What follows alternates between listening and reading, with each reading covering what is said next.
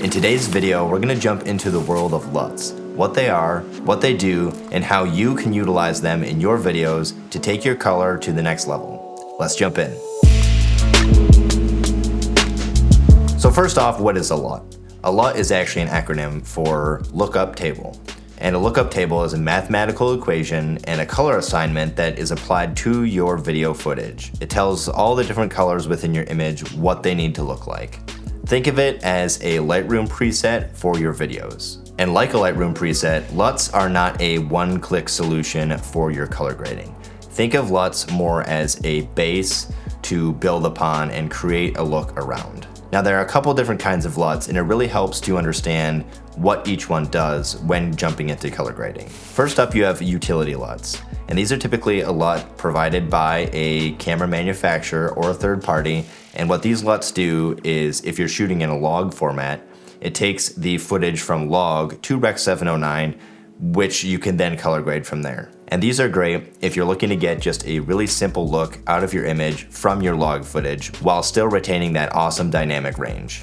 And on the other side, we have creative LUTs. And these LUTs are going to create custom, unique looks for your footage. And there are a couple different types of creative LUTs. There are Rec. 709 LUTs, which go on top of Rec. 709 footage, so you could apply a utility LUT to your log footage, convert it to Rec. 709, and then apply a creative LUT on top of that to then create your creative look. Or there are creative LUTs that take your log footage and all within the one LUT, do a Rec. 709 conversion, and then apply the creative look on top of that. So in this video, I'm gonna jump into DaVinci Resolve and kind of show you how these work.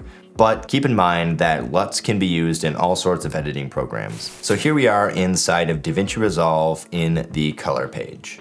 And here we have a clip of a bride out in the sun.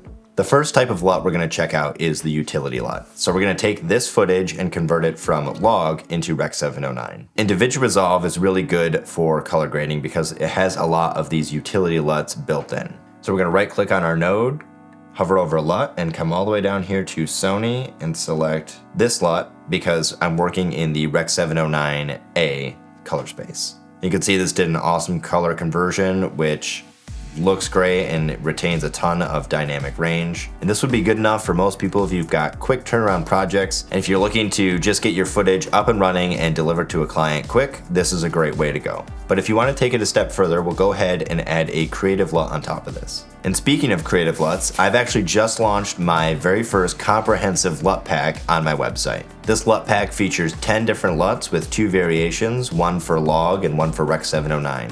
So in this video, I'm going to show you how to utilize those LUTs. However, you can use any sort of LUT within this workflow. And if you stick around to the end of the video, there might be a discount code waiting for you to purchase the LUTs. To apply a creative LUT on top of our utility LUT, we'll go ahead and add a new node. And over on the left here, I have all my LUTs. If you don't see this window, just click on this button right up here and it'll show all of your LUTs. And to add your LUTs to this list, come up here to the top where it says LUTs and right click and click Reveal in Finder.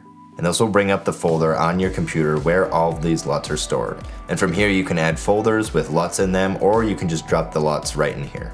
So coming back over here, inside of my LUT pack, I have my log LUTs and my Rec. 709. Since this has already been converted to Rec. 709, we're gonna go ahead and check out the Rec. 709 versions. And you can see these are quite intense looking with the Rec. 709 conversion already applied. So we're gonna have to dial it down and post a little bit. So let's just grab one, drag it onto the node. And with this node selected, we'll come over here to the key tab.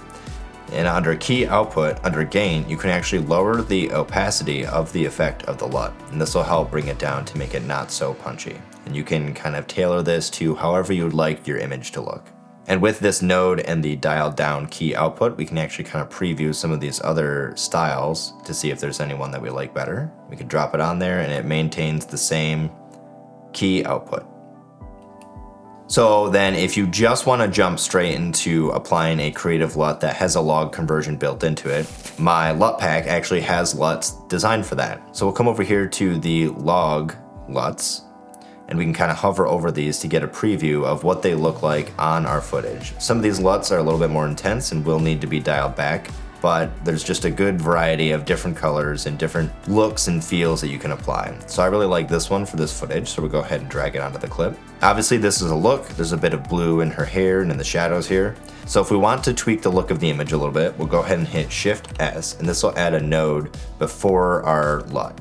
I like to put the LUT at the end and do all of the primary and color corrections prior to that so that the LUT is still doing its job of creating that look. So what I typically do is I've got this node here, I'm gonna add a couple more nodes in between, and I like to call this one our primaries, and this one is balance for color, and then I typically will call this one curve, and this is where I can apply just a little bit of contrast if I need to.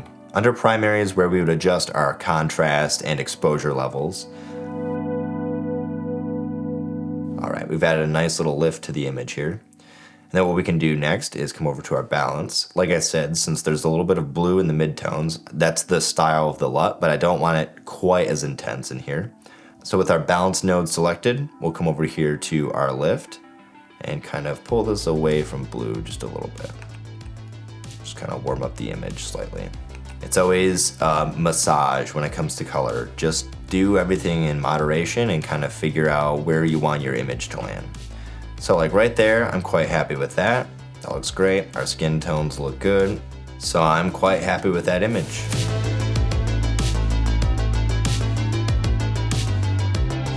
So next scenario is we have this shot on an infinity wall where we need to keep all of our colors more neutral. So for this clip, I would probably just add a utility LUT and tweak the image from there, so you're not getting a bunch of color pollution in all the white areas that typically come with creative LUTs. So we'll go ahead and right click, come down to LUT, come down to Sony, and click on this LUT again.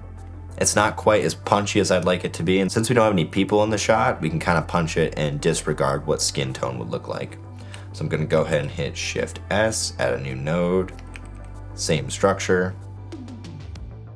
And we'll go ahead and call this LUT, just so we know. I typically like to put this down below just to keep everything organized. So under our primaries, we'll go ahead and tweak this, go over to our waveforms. Again, I want to make this kind of punchy because this is a product piece and we want our product to really stand out.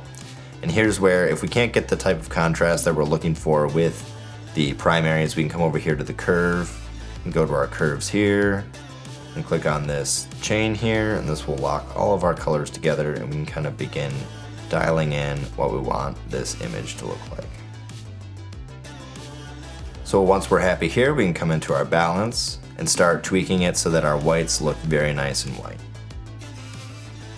Maybe back to our primaries, pull our shadows up just a little bit, crunch down our midtones. Let's bump our saturation up. There we have a nice graded image on this infinity wall.